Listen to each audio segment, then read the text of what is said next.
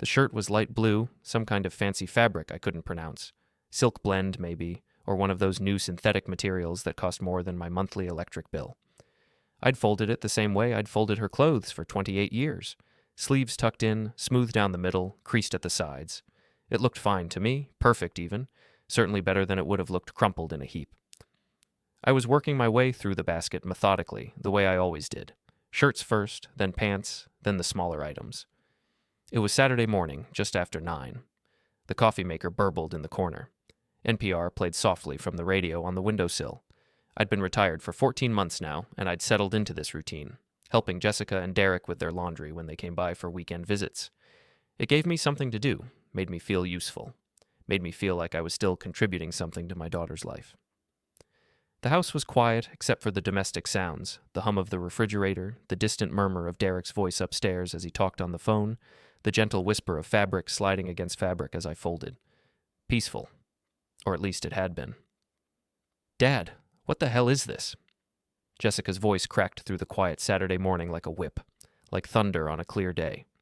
I looked up from the laundry basket, startled to see my daughter storming into the kitchen. Her face was twisted with a fury that seemed wildly disproportionate to the piece of clothing dangling from her fingers. Her cheeks were flushed. Her eyes were blazing. She looked like I'd committed some unforgivable sin. "You folded my work shirts wrong again." She threw the blouse onto the counter with such force it slid across the granite and nearly fell to the floor. "Do you ever do anything right?" My hands froze on the towel I'd been folding. The words hit me like a slap. I felt my face flush with embarrassment, with confusion, with the first stirrings of something that might have been anger if I'd let it be. "Jess, I folded them the same way I always—" "That's the problem, Dad." She grabbed the laundry basket, the one I'd been carefully organizing, and upended it. Just grabbed it and turned it over like a child having a tantrum. Clothes tumbled across my kitchen floor in a cascade of fabric and color. Her expensive Lululemon yoga pants that cost more than my weekly grocery budget. Her designer jeans with a little embroidered logo on the back pocket. Her delicate undergarments scattered like casualties of war across the tile I'd mopped just yesterday. "You're retired now. You literally have one job. Can you do anything right?" I stood there, 62 years old, my back aching from bending over the laundry basket for the past 30 minutes, watching my baby girl, the child I'd raised alone, the daughter I'd sacrificed everything for, the little girl who used to climb into my lap and tell me I was the best daddy in the whole world, sneer at me like I was hired help who'd disappointed her, like I was a servant who'd failed to meet her standards. Derek, her husband, appeared in the doorway. He was holding his phone, clearly having heard the commotion. Our eyes met across the chaos of scattered clothing. I saw discomfort there, maybe even guilt, but no surprise, no shock at his wife's behavior. He looked away immediately, studying the floor like it held the secrets of the universe, like if he stared hard enough, he could disappear into it. "Jessica, I'm sorry," I managed, my voice smaller than I wanted it to be, smaller than it should have been. "I can refold them however you—" "Honestly, you're useless unless you're helping me." She kicked at a pile of clothes with her bare foot, scattering them further across the floor. Then she turned on her heel and stormed back upstairs, her footsteps heavy and angry on the wooden steps. The words hung in the air like smoke after a fire. Useless, unless I'm helping her. I stood there for a moment, frozen, my mind struggling to process what had just happened. Then I knelt down slowly, my knees creaking, a reminder that I wasn't young anymore, that I'd worked my body hard for decades, and it was starting to show the wear. I began picking up her clothes from my kitchen floor, a cashmere sweater I didn't remember buying her, a silk camisole that probably cost more than my monthly water bill, a pair of leggings with mesh panels that looked like something from a high-end athletic catalog. My hands were shaking. I folded each item carefully, mechanically, my mind 1,000 miles away. Or maybe it was right there, trapped in that moment, replaying her words over and over. Useless. Unless I'm helping me. The contempt in her voice. The disgust on her face. The casual cruelty of someone who'd never been denied anything they wanted. Derek hadn't moved from the doorway. I could feel him watching me, could sense his discomfort radiating across the room like heat from a fire. I'll refold everything, I said to no one in particular. My voice sounded strange to my own ears, distant, defeated. "Gerald, I'm sorry, she's just—" Derek started. "It's fine," I cut him off. Because what else was I supposed to say? That it wasn't fine? That my daughter had just humiliated me in my own home? That she'd treated me like garbage over something as trivial as folding laundry? Derek fled upstairs, and I was left alone with a pile of expensive clothes and the slowly growing realization that something fundamental had broken between my daughter and me, and I had no idea how to fix it.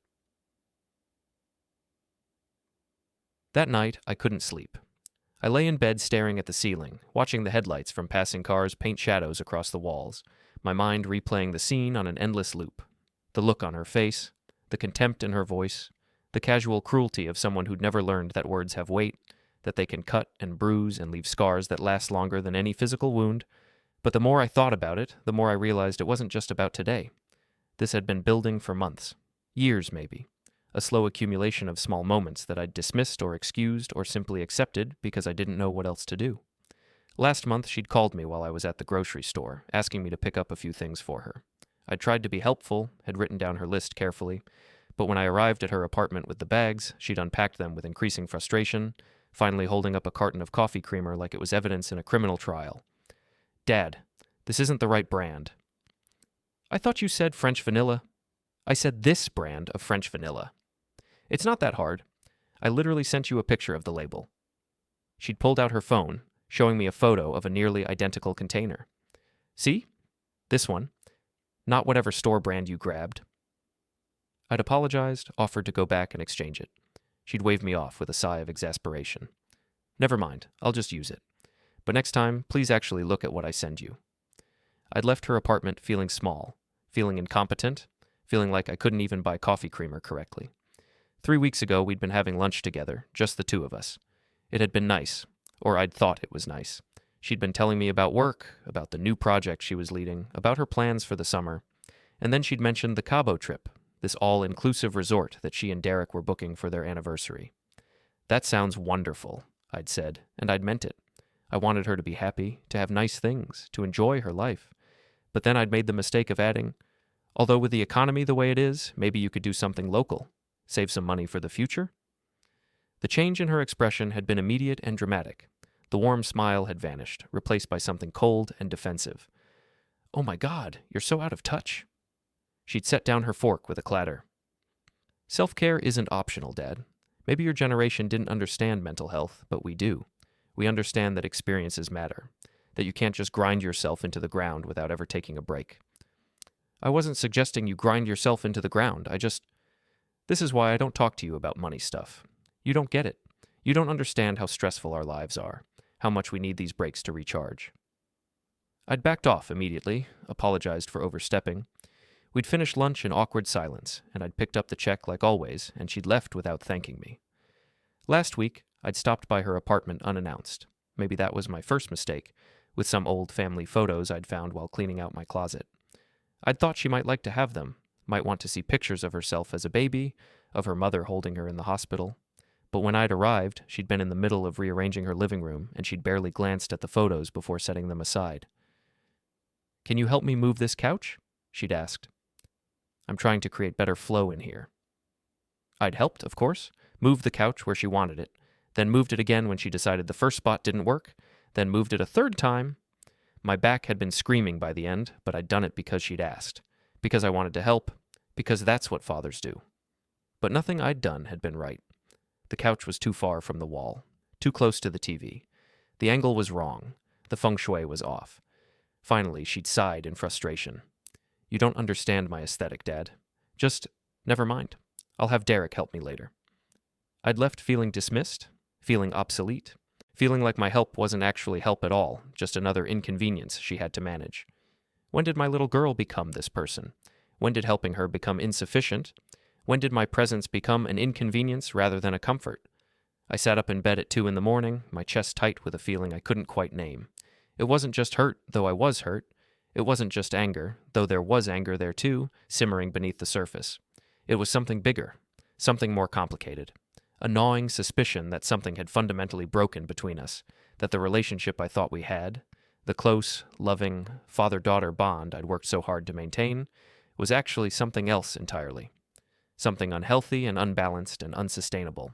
And worse, the slowly dawning realization that I was somehow responsible for breaking it. That I'd done this to her, to us. That somewhere along the way, I'd made terrible mistakes. And now we were both paying the price.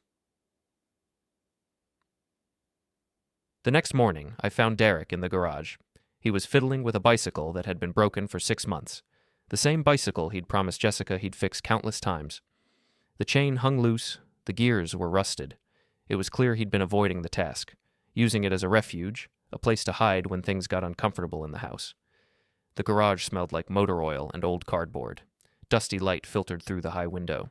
Derek had his back to me, and I could see the tension in his shoulders even from across the room. "Derek, can we talk?" He stiffened but didn't turn around. His hand stilled on the bike chain, but he didn't look at me. "Sure, Gerald. What's up?" I moved closer, stood a few feet away, giving him space but making it clear I wasn't leaving. "Does she talk to you this way?" The silence that followed was so long and heavy, I thought he might not answer at all. I watched him struggle with it, saw his jaw clench, saw his knuckles turn white where they gripped the handlebars. "She's stressed with work," he finally said, his voice careful, measured, the words sounding rehearsed, like he'd said them to himself 1,000 times. "It's been a tough quarter. Her boss has been on her about the Reynolds account, and that's not what I asked." Derek set down his wrench with a soft clink. He still didn't turn to face me. Derek, I'm not trying to put you in a difficult position. I just need to understand if what happened yesterday is normal, if that's how she treats people when things don't go her way." He finally turned around.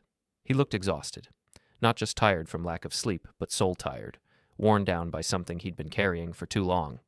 There were dark circles under his eyes, new lines around his mouth that I hadn't noticed before. He was only 30 years old, but in that moment, he looked older. "Look, she's—" He stopped, started again. "She's used to things being a certain way. She's used to being taken care of." The words hung between us. "By me, you mean?" He didn't deny it. He just stood there, this man I'd welcomed into our family 3 years ago, this man who I'd thought would be a good partner for my daughter, a man who was clearly struggling with something he couldn't or wouldn't name. He looked miserable. "I should get back to this," he mumbled, gesturing vaguely at the bicycle. But I wasn't done. I moved closer, lowered my voice. "How often does she talk to you the way she talked to me yesterday?" His face crumpled slightly. "It's not... She doesn't mean... How often, Derek?" "More lately," he admitted quietly. "Ever since we started talking about having kids, the pressure of the IVF, the costs, the stress of it all, she gets frustrated easily. And she takes it out on you." He shrugged, but I could see the admission in his eyes. "Marriage is compromise, right? You have to..." "No." My voice came out harder than I intended. "Marriage is partnership. Respect, communication, not one person being someone's emotional punching bag." Derek flinched.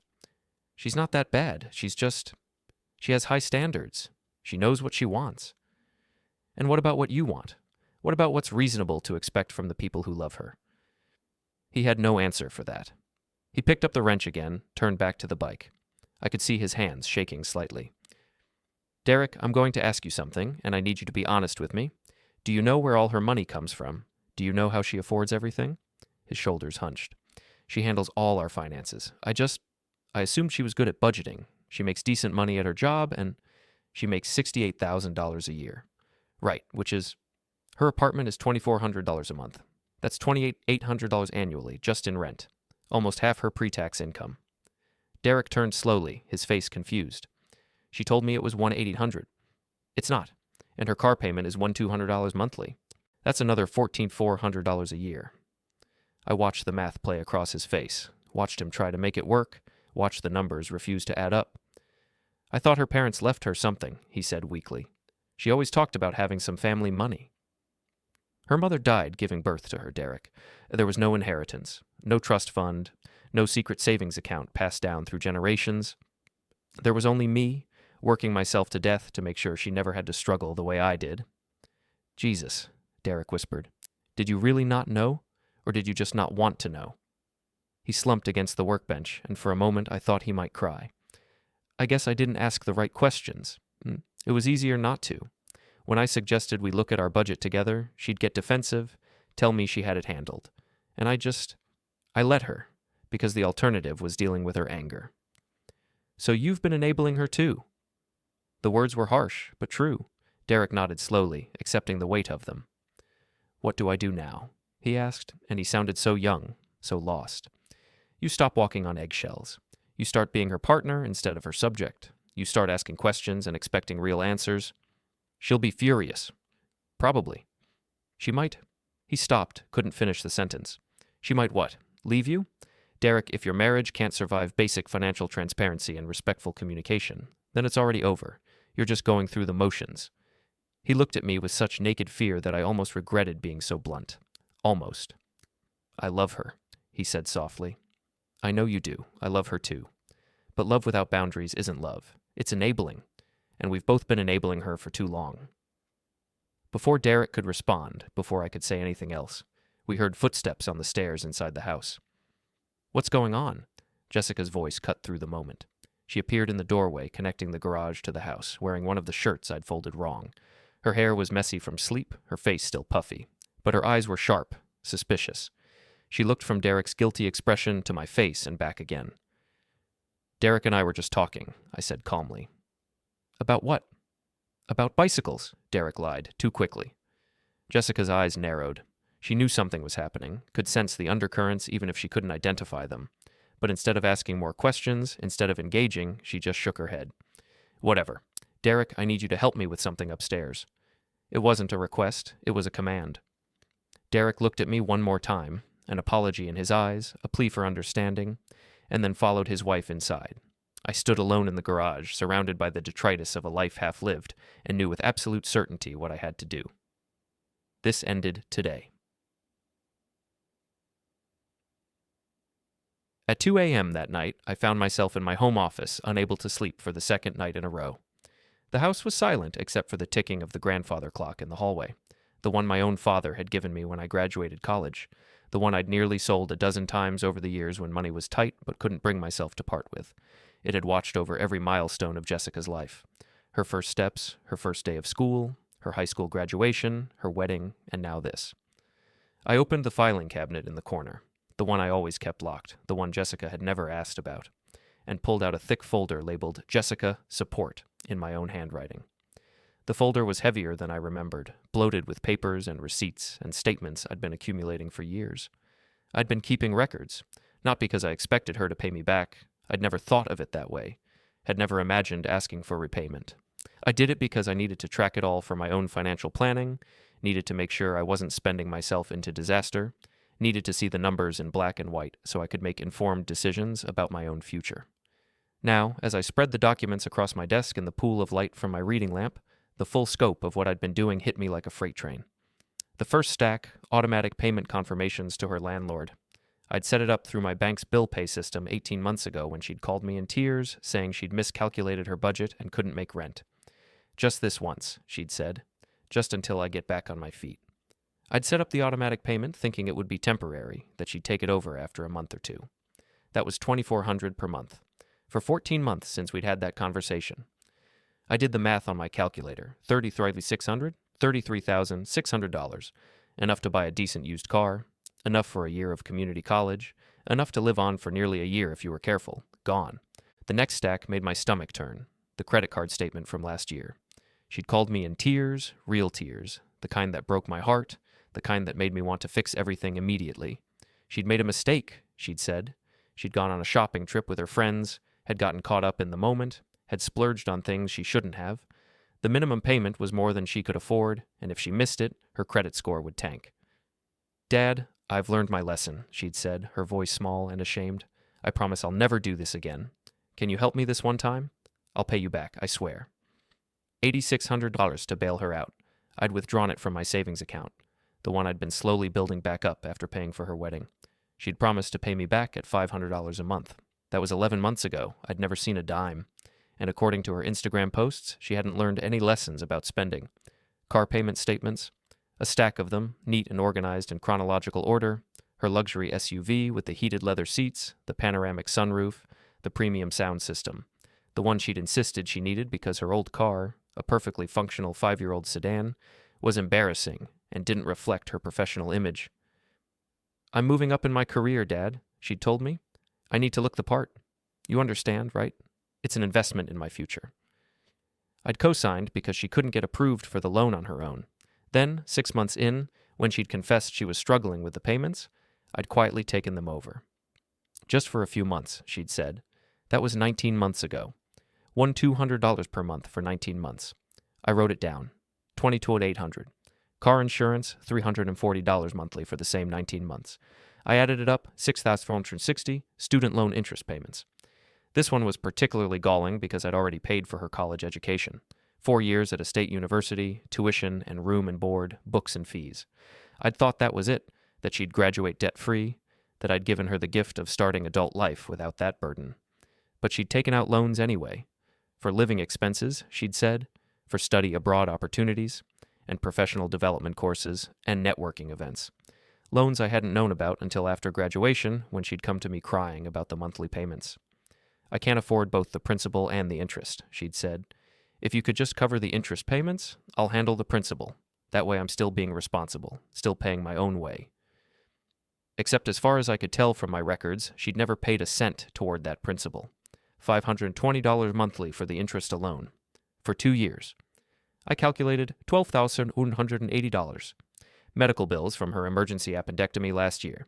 She'd had decent insurance through her job, but there were still out-of-pocket costs. Deductibles and co-pays and the ambulance ride and the specialist fees. I'd paid them all without hesitation because she was my daughter and she was in pain, and you don't think about money when your child is in the hospital. $4,200. I'll pay you back when I get my tax refund, she'd said. The tax refund had apparently gone to her Cabo vacation. And then the big one. The one I could barely stand to look at. The cashier's check I'd written just last month, withdrawing a massive chunk of my retirement savings. Money I'd been carefully hoarding for my own future security, for the day when I might need assisted living or in-home care or medication I couldn't afford on my pension alone. $29,000 for her IVF treatment. She'd come to me on a Sunday afternoon, tears streaming down her face. Derek had been with her, looking uncomfortable but saying nothing. They'd been trying to get pregnant for a year, she'd said. They'd done all the tests, tried all the natural methods. They needed IVF. It was their only hope, but their insurance wouldn't cover it and they didn't have the money saved. Dad, you're our only hope, she'd said. And how was I supposed to say no to that? How was I supposed to deny my daughter the chance to become a mother? To deny myself the chance to be a grandfather? So I'd written the check, wiped out a quarter of my retirement savings in one pen stroke, and I'd felt good about it in the moment. Felt like I was doing the right thing, the generous thing, the fatherly thing. Now, looking at the canceled check in the folder, all I felt was sick. I pulled out a calculator and started adding. Then I pulled up my bank statements and credit card records, searching for all the other things I'd half forgotten.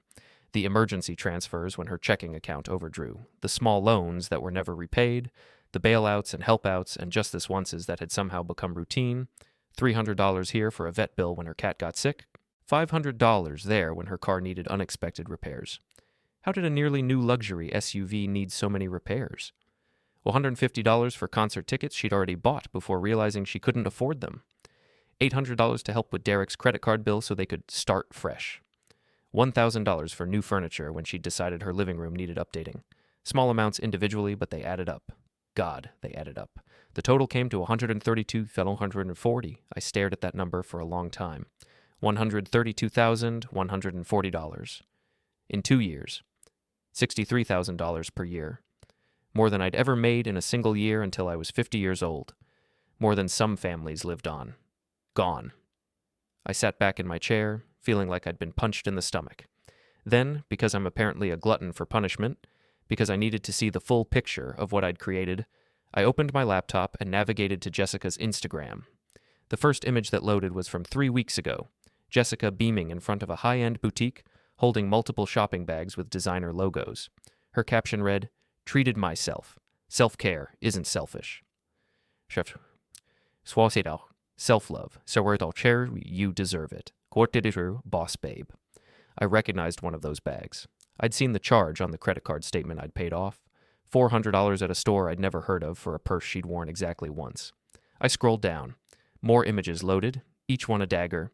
Poolside in Cabo, cocktail in hand, sunset painting the sky behind her. Living my best life. A blessed, chance, independent woman in her travel goals. Her luxury SUV, freshly detailed and gleaming in the afternoon sun. She's a beauty, finally got her detailed. Shaksar, car goals, watch her girl boss, self-made, earned not given. A fancy brunch spread, avocado toast, mimosas, artfully arranged fruit. Sunday fun day with my girls, shaksh brunch, living my best life, grateful. An expensive gym in matching designer workout clothes. Investing in my health, new gym, new goals, new me, fitness journey, self-investment, Chaksha worth it, self-made. Independent woman, earned not given, every single thing in those photos, the shopping bags, the vacation, the car, the brunch, the gym membership, the clothes, was funded by me. And she had no idea. She genuinely believed she was doing it all herself. She'd convinced herself, and everyone who followed her, that she was successful and independent and self-sufficient. She was living a lie, and I had enabled that lie. I had funded it. I had made it possible for her to pretend she was something she wasn't. The comments on her posts made it worse. You're such an inspiration. Living your best life? Girl boss, you're killing it. Goals. How do you do it all? And Jessica's responses. Just hard work and determination. You have to prioritize yourself. Make it happen. Don't make excuses. I felt nauseated. This was my fault. I'd created this monster. I'd taught her that money appeared magically, that bills paid themselves, that there were no real consequences to spending beyond your means. I opened a new spreadsheet and began typing, my fingers moving almost automatically. Dates, amounts, descriptions, categories. I color-coded everything. Red for housing, blue for vehicle, green for bailouts, yellow for medical, purple for the IVF fund. I printed everything. Bank statements going back 2 years, transfer confirmations with my signature, receipts I'd saved, invoices I'd paid. The pile grew. Each piece of paper was evidence. Proof. Undeniable documentation of a pattern I could no longer ignore. And then I did something I'd been thinking about since yesterday afternoon, when my daughter had dumped her laundry on my kitchen floor and called me useless. Something I'd been avoiding even considering because it felt cruel, felt harsh, felt like giving up. But it wasn't giving up. It was something else. Something I should have done years ago. I logged into my bank account and navigated to the automatic payments section, found the transfer to her landlord. My cursor hovered over the cancel button. My hand trembled. I thought about everything that would happen when I clicked that button, the panic when her rent didn't get paid, the late fees, the possibility of eviction, the chaos it would create in her carefully curated life. Then I thought about holding her in the hospital just hours after my wife had died, bringing her into this world. The nurse had placed this tiny, red-faced, screaming bundle in my arms, and I'd looked down at her and made a silent promise. I'll always take care of you. I'll never let you struggle. I'll give you everything I never had. I'd kept that promise. For 28 years, I'd kept it. Sometimes to my own detriment. Sometimes when it hurt. Sometimes when I had to work 3 jobs and sleep 4 hours a night. I'd kept it, but maybe the promise was wrong. Maybe taking care of her didn't mean protecting her from every struggle. Maybe giving her everything I never had included struggles I'd endured. The struggles that had made me strong, that had taught me the value of money and work and sacrifice. Then I thought about yesterday. The clothes scattered on my floor, the contempt in her eyes. Her voice, "You're useless unless you're helping me." I clicked confirm. A message appeared. "Are you sure you want to cancel this recurring payment?" I clicked yes. Payment canceled. Changes will take effect after the next scheduled payment on November 1st. I moved to the next automatic payment. The car payment. Clicked cancel. Confirmed. The insurance payment. Cancel. Confirm. One by one, I dismantled the support system I'd built around her life. Each click felt like cutting a cord. Each confirmation was final, irrevocable. I drafted an email to the fertility clinic requesting a refund of my IVF deposit. My fingers hesitated on the keyboard for a long time before I finally typed, "Due to unforeseen circumstances, my daughter and son-in-law will no longer be able to proceed with treatment at this time. Please process a full refund of my deposit to the account on file. Thank you for your understanding." I didn't send it yet. That one needed more thought. That one would hurt the most. Finally, I removed myself as an authorized user on her credit cards, removed my name from her accounts, cut every financial tie except for the email to the clinic, which I saved as a draft. I printed all the cancellation confirmations and added them to the growing stack of papers. Then I stood up, gathered everything, the neat packets of evidence, the spreadsheet, the printouts, the receipts, and carried it all downstairs to the kitchen. My arms were full. The papers felt heavier than they should have, weighted with meaning, with consequence, with the ending of something and the beginning of something else. I laid it all out on the kitchen table in organized packets. 6 main stacks, each labeled with a sticky note in my careful handwriting.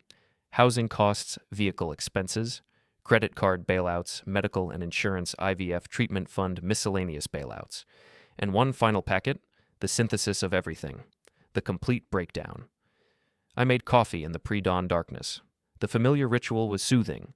measuring the grounds, pouring the water, listening to the machine gurgle and hiss. I sat down at the table surrounded by the evidence of my complicity in my daughter's financial fantasy and waited. Waited for my daughter's world to end. Waited for mine to begin again. Derek came downstairs first, at 7 a.m. He was halfway to the coffee maker when he saw the documents spread across the table. He froze mid-step. What is all this? The truth? I said quietly. Sit down. Maybe I should get Jessica? No, you first. Look at these. He sat. Slowly, like a man approaching a rattlesnake, he reached for the first packet. I watched his face as he flipped through the pages, watched the color drain from his cheeks, watched his hands begin to shake. I knew you helped with some stuff, but his voice trailed off. Some stuff? This is $132,000 in 2 years, Derek. He set the papers down like they'd burned him. She works hard. She makes $68,000 a year. Her expenses total over $150,000 annually. Where did she think the difference came from? Silence. The kind of silence that answers every question. You knew, didn't you? I said. You both knew. Maybe not the amounts, maybe not every detail, but you knew someone was funding the gap between her income and her lifestyle. Derek's face crumpled. We don't really talk about money. Jessica handles all that. I just assumed. I thought maybe her mom left her something, or... Her mother died giving birth to her, Derek. There was no inheritance, no trust fund, no secret savings account. There was only me, working myself to death to make sure she never had to struggle the way I did. Jesus, Derek whispered. What's going on? We both turned. Jessica stood in the kitchen doorway, wearing one of the shirts I'd folded wrong. Her hair was messy, her face still puffy from sleep. She looked so young in that moment, so much like the little girl who used to crawl into my bed after nightmares, who used to hold my hand crossing the street, who used to think I hung the moon. Sit down, Jessica. Something in my voice must have frightened her because she didn't argue. She moved to the table and sat down slowly, her eyes moving from the documents to Derek's stricken face to my carefully neutral expression. Dad, what? I slid the first packet across the table. Read it. She picked it up, confused. I watched her eyes scan the first page, then the second, then the third. Watched confusion turn to shock, turn to something like horror. Why do you have my rent payment confirmations? Her voice was small now, uncertain. Because I'm the one who's been paying your rent, Jessica. For 14 months. What? No, that comes out of my account automatically. Yes, after I transfer the money into your account, every month, on the 1st. I slid the second packet across. Your car. She stared at it like it might bite her. I pay my car payment. Look at the account name on those statements. She did. I watched her read my name. Gerald Morrison. Payment source, Gerald Morrison. But I thought... She looked up at me, tears already forming in her eyes. Dad, why didn't you tell me? Why didn't you notice? I slid across the credit card bailout, the medical bills, the IVF fund. One by one, I laid her life bare in front of her. Her hands shook as she read. The tears came faster. By the time she got to the IVF packet, saw that $29,000 figure, she was crying openly. The IVF? You said you wanted to help with that. I did. I do. My voice cracked. But did you ever wonder how a retired man on a pension had $29,000 to give you? She couldn't answer. She just sat there, crying, papers scattered around her like evidence at a crime scene. I slid the final packet across. The complete breakdown, the color-coded spreadsheet with every transaction, every amount, every date. Do you want me to read it to you? I asked. Or can you see it clearly enough? She shook her head, unable to speak. So I read it aloud anyway. Housing, $33,600. Vehicle, $29,260. Credit card bailout, $8,600. Medical, $4,200. Student loan interest, $12,280. IVF treatment fund, $29,000. Emergency transfers and various loans, $15,000. I paused, let the numbers sink in. $132,140 in 2 years. Jessica's sob was the sound of something breaking.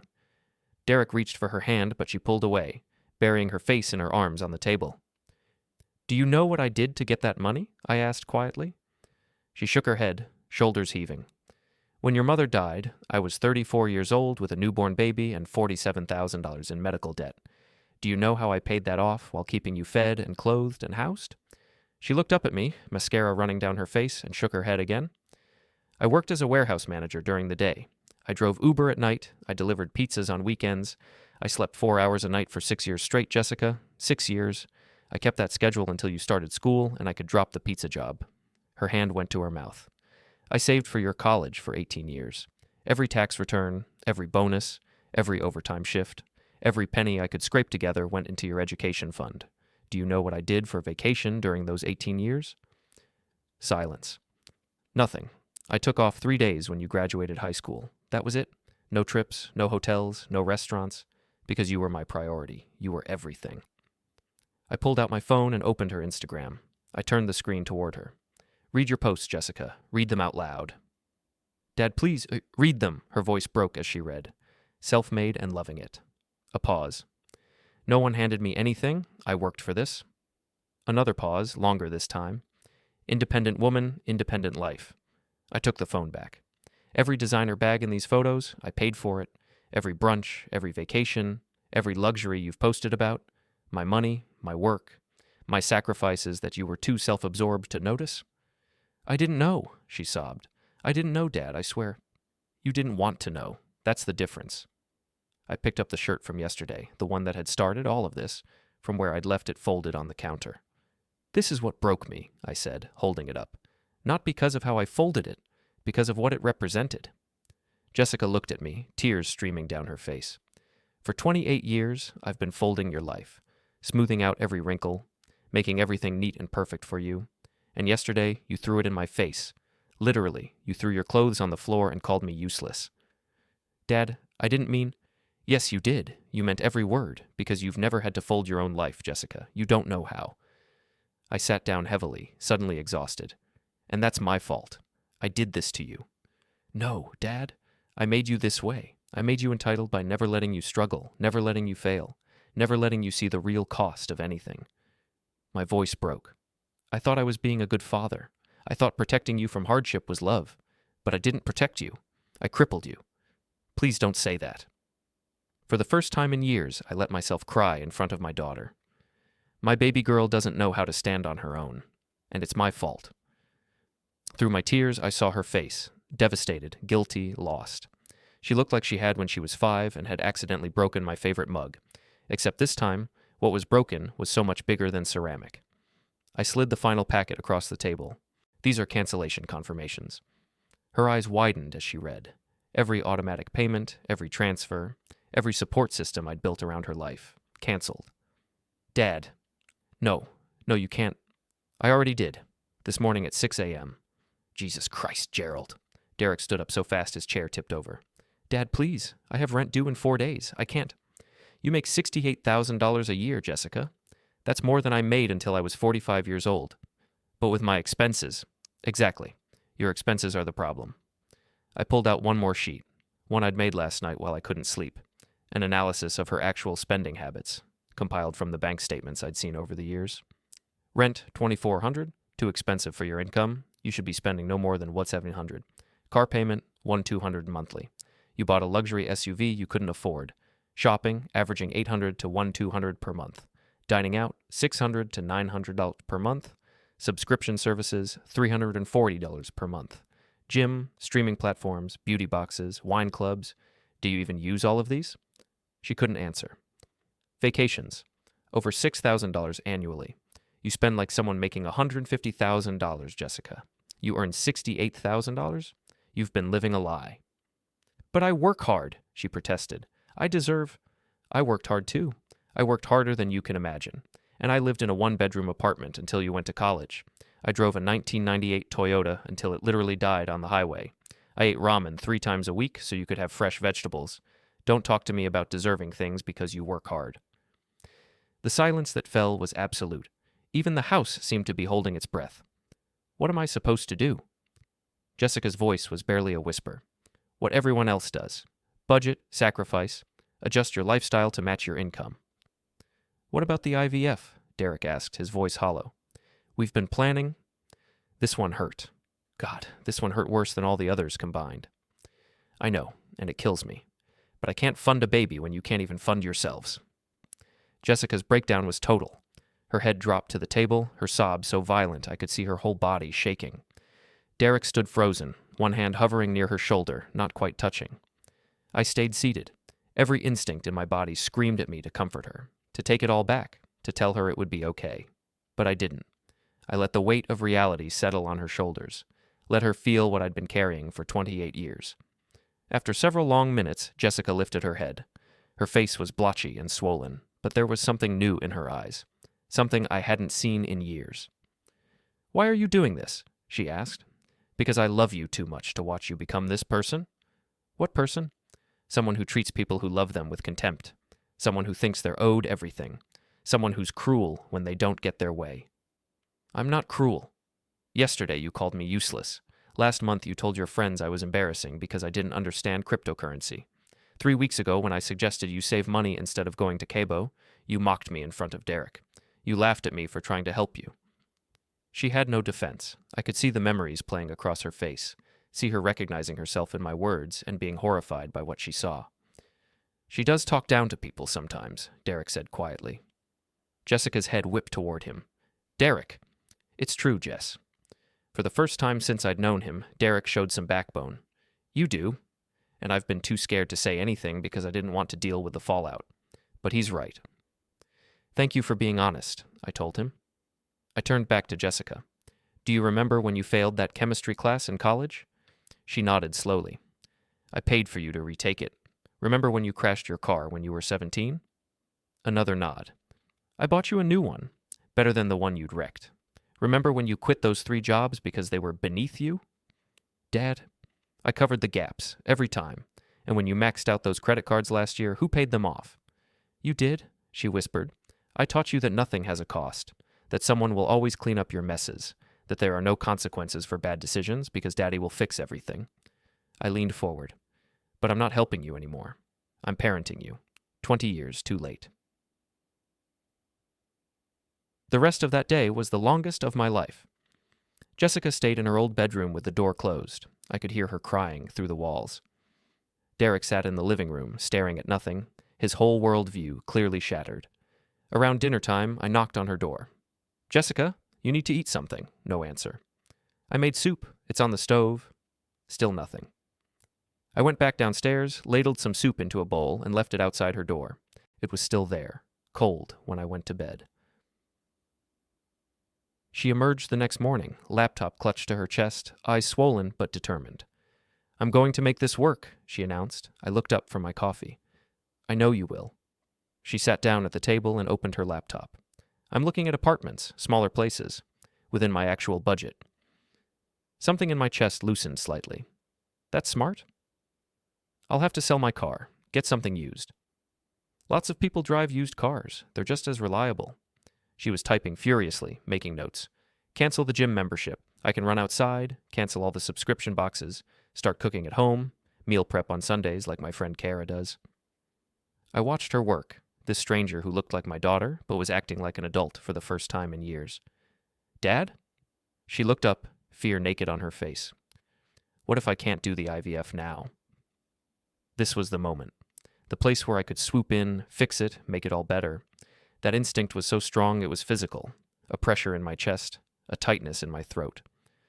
"Then you wait," I said instead. "You save. You do it when you're actually ready." "I'm 28. I wanted to start our family." "And you will. But families are built on stable foundations, Jessica, not on your father's money." She nodded slowly, tears sliding down her cheeks. But she didn't argue. She just turned back to her laptop and kept searching for apartments she could actually afford. The next few weeks were brutal to watch. Jessica moved to a 1-bedroom apartment in a less trendy neighborhood. The rent was $1,400 instead of $2,400. She cried while packing, kept stopping to stare at her things like she was mourning them. Derek and I loaded the moving truck. No professional movers this time, just us and some boxes and the weight of a life being downsized. "She really loved that place," Derek said, carrying a lamp past me. "She loved what it represented," I corrected. "She'll love this new place more once she realizes she's actually paying for it herself." He didn't look convinced. The car went next.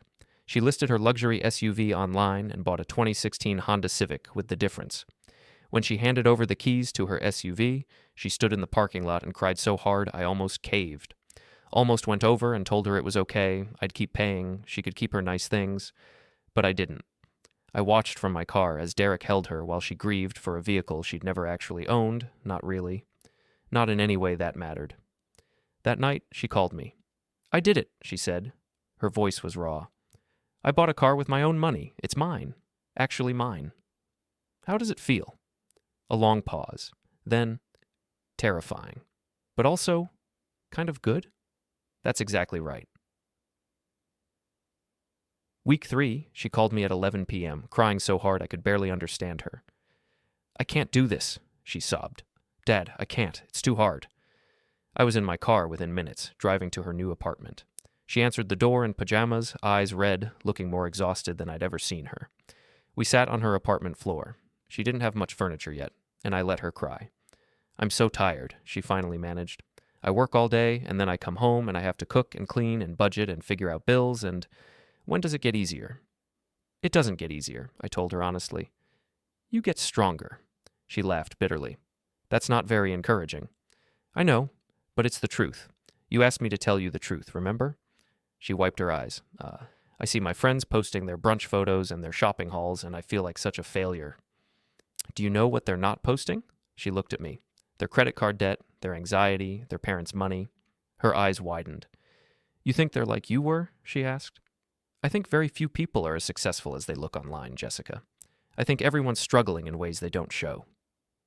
She was quiet for a moment. Then, did you ever feel like this? When I was little? Every single day.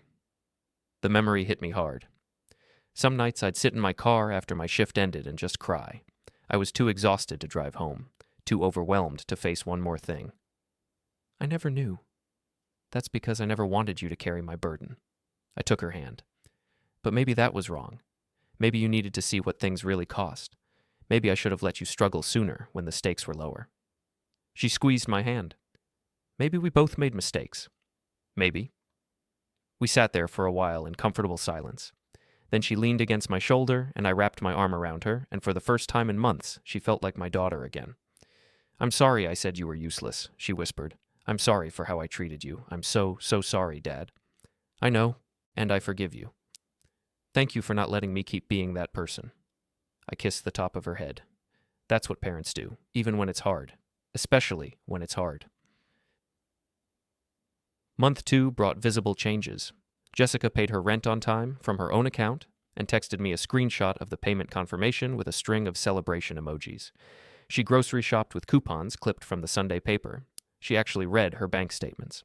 Her emergency fund grew, $800, then $1,600, then $2,400. One evening she called, excited. Dad, my friend Sarah was complaining about money, and I actually helped her make a budget, and it worked. She's saving $300 a month now. I smiled at the pride in her voice. That's wonderful, Jess. I never thought I'd be the person giving financial advice, she laughed. But it felt good, like I actually know something valuable. You do?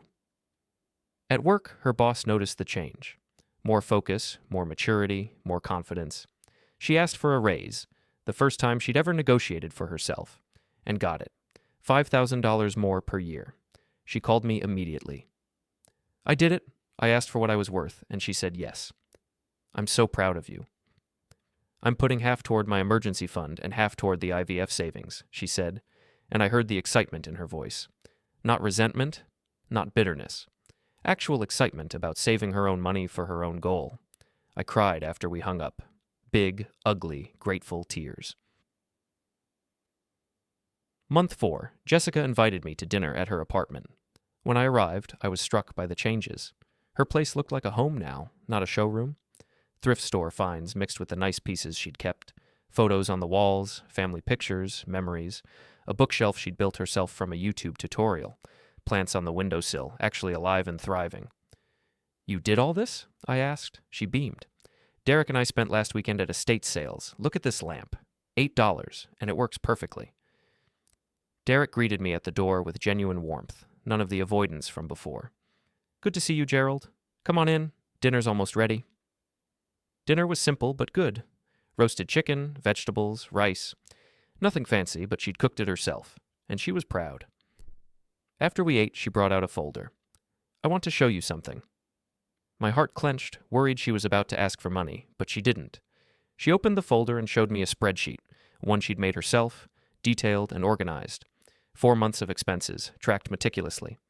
A savings account statement showing $400, her car paid off, her credit score improved by 60 points, her debt reduced to just student loans. I wanted you to see, she said softly. I wanted you to know that I'm doing it. I'm actually doing it. My vision blurred with tears. I never doubted you could. I just needed you to believe it. She handed me an envelope. I wrote you something. You don't have to read it now. But I needed to say some things. I opened it later that night, at home. 3 pages, handwritten, tear-stained. She apologized for every cruel thing she'd said, listed them specifically, owned them fully. She thanked me for every sacrifice I'd made, acknowledged what I'd given up for her, and she promised to be better, to teach her future children what real independence meant, to break the cycle of entitlement before it could start again. At the bottom, she'd written, "You loved me enough to let me struggle. That's the truest kind of love. Thank you for being brave enough to hurt me in order to save me. I love you, Dad. Always." I called her immediately. "Did you read it?" she asked nervously. "Every word. And? I'm proud of you, Jessica. So incredibly proud." She was crying now. "Will you tell me about Mom? Really tell me? Not the sanitized version for a kid, but the truth?" So I did. I told her how her mother had been terrified of childbirth, how she'd made me promise to take care of our baby no matter what, how her last words, whispered while they were wheeling her to emergency surgery, were, "Love her enough for both of us." I've carried that promise for 28 years, I told her. Sometimes I carried it wrong. Sometimes I loved you too much, protected you too much. But I was trying to honor your mother's last wish. "You did, Dad," Jessica said, her voice thick with tears. "You loved me enough. More than enough. But I loved you the wrong way for a while. You were grieving and trying your best. I forgive you, and I'm grateful for all of it, even the hard parts, especially the hard parts." 6 months after the laundry incident, we'd settled into a new normal. Sunday lunches became our tradition. Nothing fancy, just time together. Real conversations, not the surface-level updates from before. One Sunday, over sandwiches at a modest cafe she'd discovered, Jessica told me about a promotion she was up for at work. "I'm leading the whole project," she said, eyes bright. "My boss said she's never seen me this confident." "Because you are confident. You're not pretending anymore." She smiled. "It's easier to be confident when you're not living a lie." Then she asked about my weekend, and I told her something I'd been nervous to share. "I've been seeing someone." Her face lit up. "Dad, that's amazing. Tell me everything." "Her name is Patricia. We met at the library. She's a retired teacher." "It's about time," Jessica said, reaching across the table to squeeze my hand. "You deserve to have someone, Dad. You've been alone for so long." "I wasn't alone. I had you. You know what I mean? You deserve romance, partnership, someone to fold laundry with." We both laughed at that, and it felt good. The wound had become a scar, still there, still visible, but no longer painful. Month 7 brought an unexpected phone call. Jessica's voice was shaking, but not with tears this time. "Dad, can you come over? I have something to show you." When I arrived, she and Derek were sitting on the couch, holding hands, both of them looking nervous and excited. "What's going on?" Jessica opened her laptop and turned it toward me, a spreadsheet color-coded and detailed. "Derek and I have been saving," she said, aggressively. "He took on consulting work on weekends. I've been doing freelance projects after work. We've cut every unnecessary expense." I looked at the numbers, watched the savings column grow week by week. "We have $18,000 saved for IVF," she continued. "We'll have the full amount in 8 more months. That's incredible. But that's not what I wanted to show you." She switched to another tab. "Look at this." It was another savings account, one I didn't recognize. "What is this?" "We're saving to pay you back," Derek said. "For everything." "You don't have to." "Yes, we do," Jessica interrupted. "We absolutely do.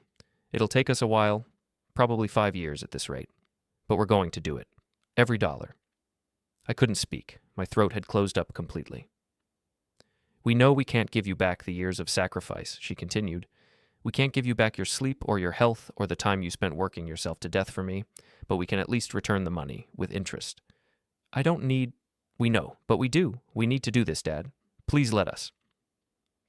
I looked at these two people, my daughter and her husband, who had grown more in 7 months than in the previous 7 years, who had learned what things cost and decided to pay their debts anyway, even though I'd never asked.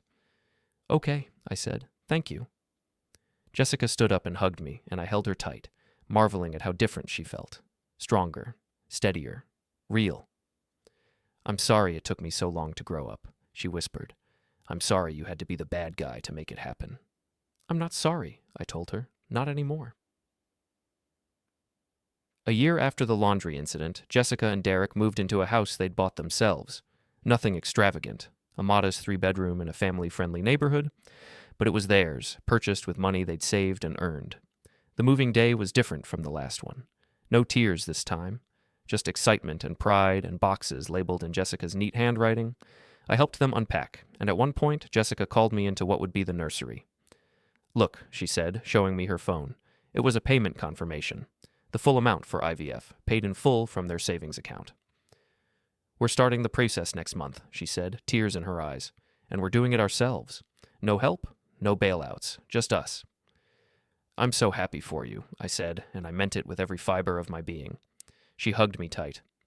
"When we have this baby, when I'm up at 3 a.m., exhausted and overwhelmed and wondering what we've gotten ourselves into, I'm going to remember what you did for me, how hard you worked, how much you sacrificed. You'll do it differently, though." She pulled back, looked me in the eye.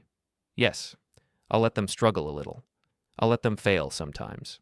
I'll teach them what things cost and make them earn what they want, because that's what made me who I am now, not the helping, the stopping. You're going to be an amazing mother." "I learned from the best," she said, then, with a mischievous smile, "even if he can't fold laundry the right way."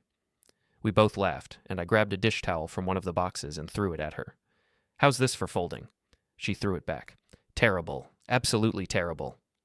And we laughed until we cried, surrounded by boxes and possibility and a future neither of us could have imagined that day in my kitchen, when everything fell apart so it could come back together stronger. 2 years later, I held my granddaughter for the first time. Clara Patricia, named for her grandmother she'd never meet and the woman who'd helped her grandfather find love again. Jessica looked exhausted, beautiful, terrified, and ecstatic, all at once. "She's perfect," I whispered, unable to look away from this tiny miracle. "She's expensive," Jessica laughed. "Holy crap, Dad. How did you afford this? The hospital bills alone?" I managed. I'm going to manage too. We're going to manage. Derek already set up her college fund. We're contributing $200 a month." "That's smart." She looked at me, serious now. "I'm going to do this right. I'm going to love her without crippling her. I'm going to help without enabling. I'm going to—" "You're going to be tired and confused, and you're going to make mistakes," I interrupted gently. "That's parenting, but you're also going to be amazing, because you know what matters now." "What's that?" "That love means teaching someone to stand on their own, even when every instinct tells you to carry them." Jessica squeezed my hand. "Thank you for teaching me that, even though I hated you for a while." "You didn't hate me." "Okay, fine, but I was really, really mad." "I know. And you did it anyway." "I did it anyway." She leaned her head on my shoulder as we watched Clara sleep. "Best decision you ever made," she whispered. And standing there, holding my granddaughter while my daughter leaned against me, my daughter who was now strong and independent and real, I had to agree. That blue shirt, folded the wrong way, had changed everything. Sometimes the smallest things break us open so the light can get in. Sometimes love looks like folding laundry, and sometimes it looks like refusing to.